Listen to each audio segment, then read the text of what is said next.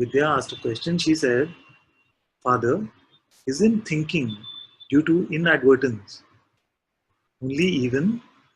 Isn't thinking due to inadvertence only even in non-sages? Yes, yes. Well, let's define what we mean by thinking. Usually what I say in satsang is that thinking is not the appearance of thoughts.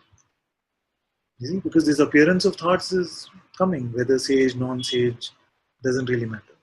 Thinking is, when we use the term thinking, we are including that belief in the thought, that condition, that picking up of the identity. You see? So mostly uh, in humanity, what you see is that it is the standard operating procedure, so to speak, that we seem to follow the voice of this mind and the thoughts, believe most of what it is saying. You see? But for a sage, it is rare. You see? So inadvertence in the sense of the rarity of it. You see? That in a sage, just sometimes, like there are beautiful stories like this. At one time, one being came to uh, Shirdi Sai Baba, and he told Baba that this follower of yours who's been coming to you for many years, something has happened to him. He's fallen very ill. You see? And then Baba also for like a few moments, then he got a bit worried and said, no, let's go, let's see what's happening. Have we called the doctor? I'm paraphrasing. I wasn't obviously not there. so so like that, you see. But within a few moments, then came back and said, no, everything will be fine. Everything is taken care of. Nothing is outside the will of God. So even so Guruji says, for sometimes, for example, he says, when I'm irritated with someone, I want them to come right then. Because if they take 2 minutes, then the irritation is gone and I don't know what to tell them. So this where something gets picked up even in the lives of sages. And this has always been a very beautiful aspect of this for me.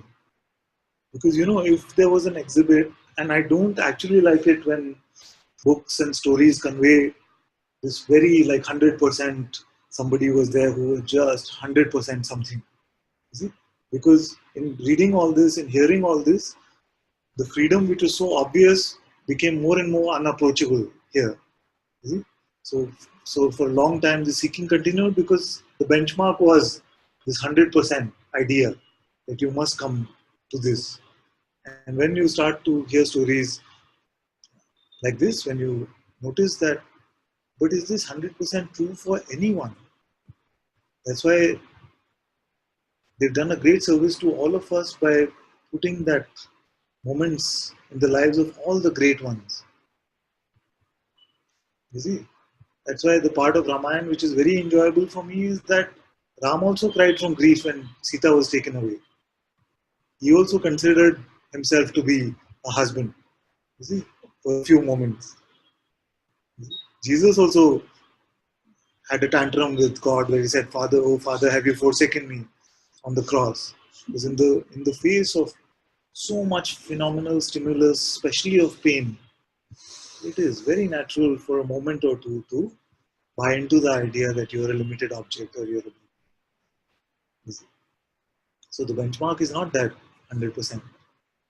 So this is what is implied in the statement, that they go to thinking not as their natural way of existence, but as an inadvertence.